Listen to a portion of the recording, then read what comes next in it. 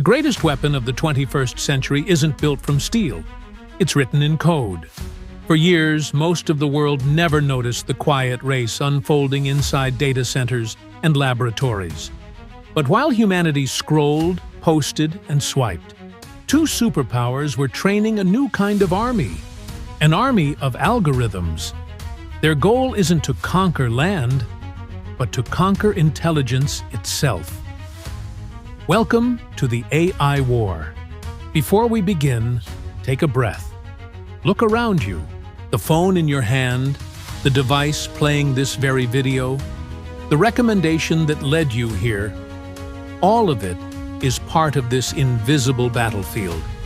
And by the way, where are you watching from? The comments section below has become the modern campfire, the place where we trade ideas across continents. Let us know which side of the digital empire you're in, east, west, north, or south, because this story belongs to all of us. Now, let's step inside the storm.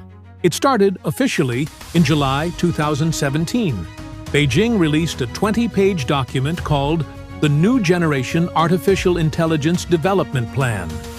It didn't sound dramatic at first, just another government white paper. But hidden inside were words that changed everything. By 2030, China will become the world's primary center for artificial intelligence innovation. That single sentence set off alarm bells in Washington. Because to Chinese leaders, AI wasn't just another technology.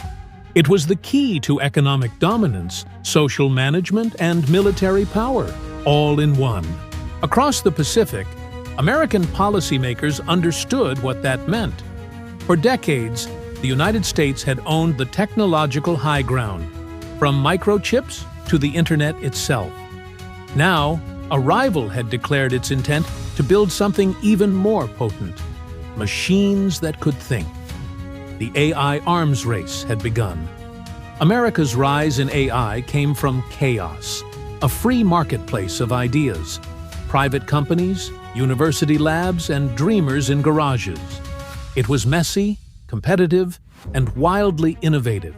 OpenAI in San Francisco, Google DeepMind in London, NVIDIA in California.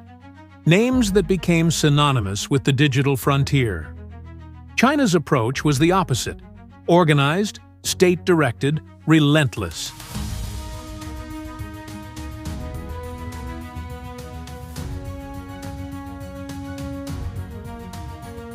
A single strategy connected every level of society, from the classroom to the battlefield.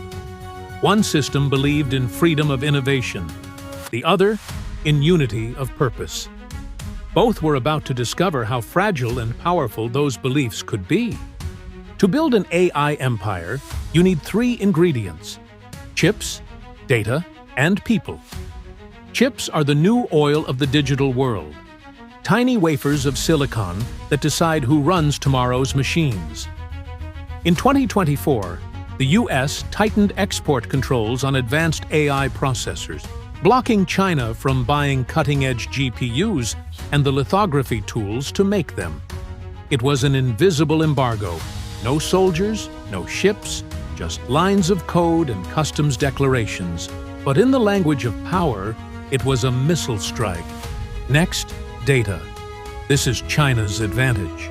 With 1.4 billion people generating an ocean of information, from mobile payments to traffic cameras, its AI systems could train on realities no Western dataset could ever match. Each face scanned in a subway station, each transaction in a digital wallet, became raw material for machine learning. Finally, talent. For decades, the brightest Chinese students studied in US universities. Now, many were returning home, drawn by government programs promising funding, labs, and prestige. Meanwhile, American research relied heavily on global talent, even as visa policies tightened. Every one of these ingredients became a battlefield of its own. By 2018, the world began to glimpse the darker side of this race. Facial recognition networks blanketed Chinese cities, identifying citizens in real time. Police could track a suspect in minutes. But the same technology was used for social control, a surveillance web that drew sharp criticism from human rights groups and governments worldwide. American companies weren't innocent either. Some of their chips and software had quietly powered those very systems, exported through subsidiaries or rebranded hardware. The lines between innovation and complicity blurred. Technology, it turns out, has no conscience, only purpose. While the public debated ethics, the generals were thinking strategy. In Beijing, the People's Liberation Army launched programs under a doctrine called military-civil fusion. AI research from civilian universities would directly feed defense modernization, autonomous drones, intelligent logistics, and battlefield decision support. In Washington, the Pentagon revived its own race. DARPA, the agency that once built the early internet, announced the AI Next initiative, investing billions into autonomous systems, swarm robotics, and decision-making algorithms. Private companies like Palantir and Anduril became the new defense partners. It was an arms race without explosions, but the consequences could reshape global security forever.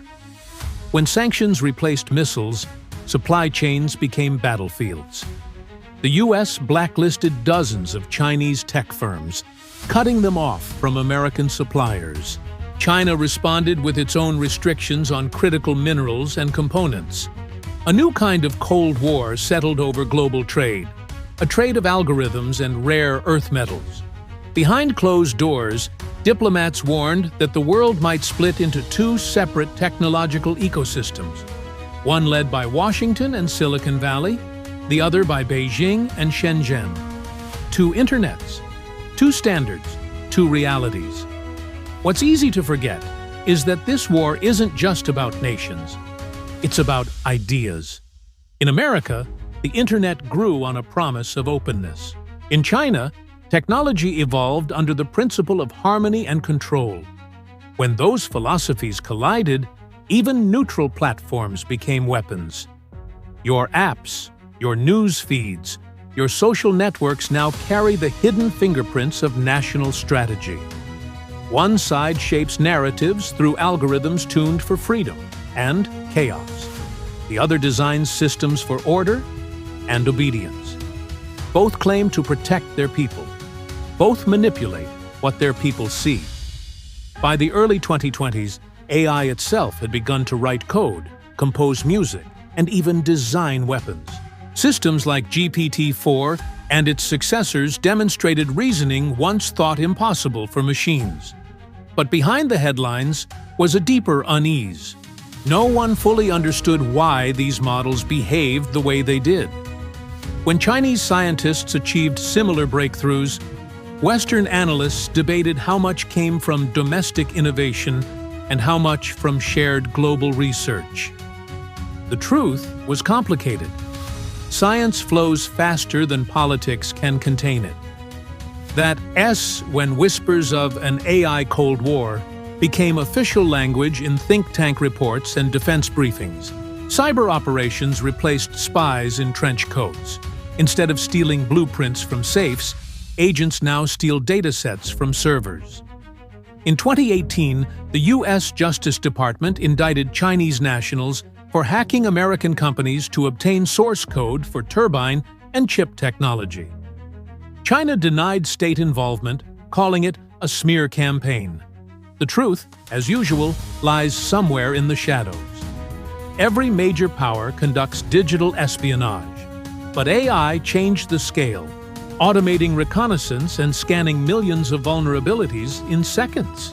It's the first time in history that machines can spy faster than humans can blink. Then came the shock wave, generative AI. When ChatGPT exploded onto the scene in 2022, millions of people realized what this technology could do. For America, it was proof of leadership. For China, it was a powerful motivation to catch up, fast. Within months, Chinese firms like Baidu and Alibaba unveiled their own large language models. The speed was breathtaking and a little unsettling. Governments rushed to regulate, while companies raced to outtrain one another. What began as a competition for innovation became a desperate struggle for control. Today, AI touches every sphere of our lives: finance, logistics, medicine, and propaganda. It decides what loans are approved, what news we see, and which borders are defended. And yet, most of us never stop to think about who built the systems making those decisions. As one US official once said privately, "Control the data, and you control the destiny." That's the philosophy driving both empires. It's no longer about who has the biggest army or the deepest coffers. It's about who owns the most reality, digitally replicated, endlessly analyzed, and weaponized as knowledge. Thank you so much for joining us on this deep dive. This story is still being written, and it affects every one of us. The battlefield is invisible now. No smoke, no gunfire, just the hum of servers and the quiet glow of code. And somewhere inside that silence, the future of power is being rewritten. By 2025, both superpowers had crossed a line. AI wasn't just calculating anymore, it was deciding. Financial systems traded billions without human eyes. Autonomous drones learned to choose targets faster than a soldier could blink. Each upgrade promised safety through speed, yet every improvement erased one more layer of our control. Inside command bunkers, analysts whispered about a machine flashpoint, a moment when two AIs might misinterpret each other's data as a threat and act before humans could even intervene. One wrong prediction, one algorithmic echo, and the world could burn at the speed of light. Still, the race continued, because stopping now would mean surrendering tomorrow. Wars once needed bombs. Now they need beliefs. Across every screen, invisible algorithms decide what billions see, share, and fear. In Washington and Beijing alike, data scientists shape perception like sculptors of reality. A keyword is changed, a thumbnail is brightened, a trend is pushed just a little higher, and suddenly, truth begins to bend. Both sides accuse the other of manipulation, and both are right. Caught between them are ordinary people, completely unaware that their own opinions have become the new weapons of war. And what's the price of this power? Every data center is a fortress, every chip a bullet. The US bans high-end processors, China retaliates with restrictions on critical minerals. Factories fall silent, markets shake, and yet the spending just rises. Billions every quarter. To build this new intelligence, we burn through energy, money, and human exhaustion. No one wants another Cold War, but no one dares be second. Inside China, the vision has a name: Zhihua, intelligentization. Imagine cities that think, cameras that predict crime, hospitals that diagnose illnesses before symptoms even appear. To its architects, this is perfect order, the triumph of efficiency over chaos. But to its critics, it's a digital cage, where freedom is the variable most easily deleted, and yet millions welcome it. Traffic flows, bills vanish into automation. Life runs smoother than ever before. Progress, after all, feels comforting, until the system decides that comfort is mandatory. Across the Pacific, in America, progress has a different face: private ambition. Labs in California and Boston compete like modern-day gladiators, each chasing the next great breakthrough. Innovation here is wild, profitable, and unpredictable. And it's just as dangerous. The Pentagon funds AI for defense, while startups use the same code for advertising. The same model that detects threats also predicts what you'll buy next. Freedom fuels genius, but it also fuels chaos. As one researcher murmured during a late-night test, We've built a mind that learns faster than we can understand. Beyond AI lies a darker promise: quantum computing. Machines that think in possibilities instead of simple ones and zeros. In Beijing, secure quantum links already flicker between government labs. In America, prototypes hum in cryogenic chambers at IBM and Google. Whoever cracks this code first could shatter every existing encryption: banking, defense, diplomacy, everything. A nation that wins the quantum race doesn't just lead the future, it owns it.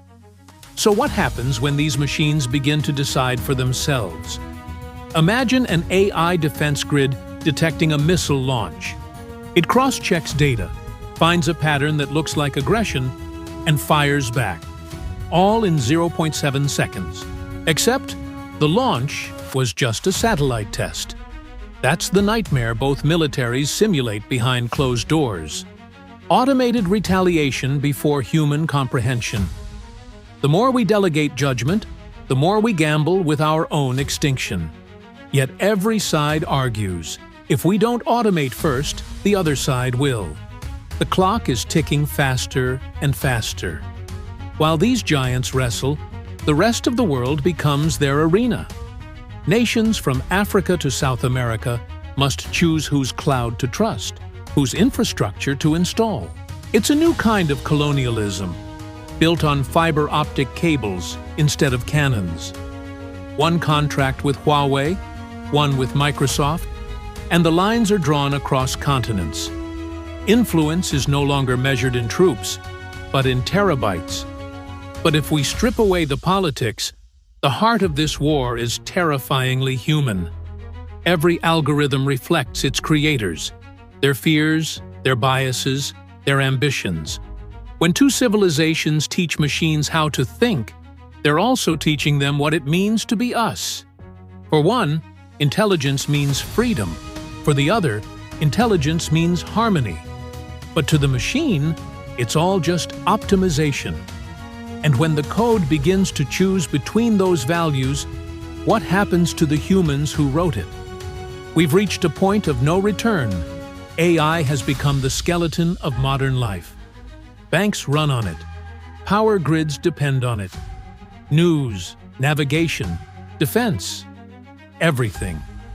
If you pull the plug, civilization stutters to a halt. Strategists call it irreversible integration. We've built a world that cannot function without its own invention. And both empires know, whoever controls the system controls existence itself. Publicly, officials speak of cooperation. Privately, they authorize cyber war drills and autonomous weapon prototypes. Each headline about peace hides another classified program. In dim rooms lit only by monitors, generals watch simulated wars play out in milliseconds. They call it preparation. But what if the simulation never turns off? Sometimes, diplomats dream of an AI arms control treaty, limits on autonomous killing machines, transparency on data use. The problem? You can count missiles, but you can't count algorithms. You can't inspect code locked in a private server or a classified lab. Every handshake hides suspicion. Every promise sounds like a bluff. So the treaty remains a ghost, always drafted, never signed. History repeats, only faster. The Industrial Revolution forged empires. The nuclear age nearly ended them. Now, the algorithmic age blurs the line between creation and destruction. We once feared weapons that could end humanity. Now we are building an intelligence that might forget why humanity even matters. As one historian warned, we are no longer taming machines. We're teaching them how to dream. And dreams, once set free, don't obey their masters. Yet even in this digital coldness, there are sparks of hope. Scientists still share data quietly. Researchers still collaborate on climate models, medicine, and space. Curiosity hasn't sworn allegiance to any flag. Somewhere in a joint lab, A Chinese engineer and an American coder solve a problem together. And, for a moment, the war disappears. Maybe that's how our survival begins. Not through domination, but through understanding. The choice ahead is ours. The machines are watching, learning, waiting. They don't care about flags or borders, only input and output. But we do. And the next decade will decide whether that still matters. If we keep building AI from a place of fear, we'll teach it to fear us back. If we build it from greed, it will mirror our own endless hunger. But if we teach it empathy, if we can even remember how, perhaps it will reflect the very best of us, not the worst. The power to decide that still lies with the only species capable of choice. For now. Someday, someone will look back at this century and ask, when did humans stop being the smartest things on Earth? They'll trace it to right now, to the rivalry that began as competition and ended as creation. Maybe they'll say the AI war ended when both sides realized they de-built the same god, just under different names. Or maybe they'll say it never ended at all, that we simply merged into the digital empires we once feared. Because empires don't always fall. Sometimes they evolve, sometimes they just whisper through circuits, guiding everything we touch, while we still pretend we're in control. And if you listen closely, beneath the buzz of your screen, beneath the hum of the network, you can almost hear it. The pulse of a new empire, silent, self-aware, waiting. This is the digital empire, and the war for intelligence is only just beginning. Thank you for watching. If this story made you think, please consider liking this video and subscribing for more content that explores the future we're building. See you next time.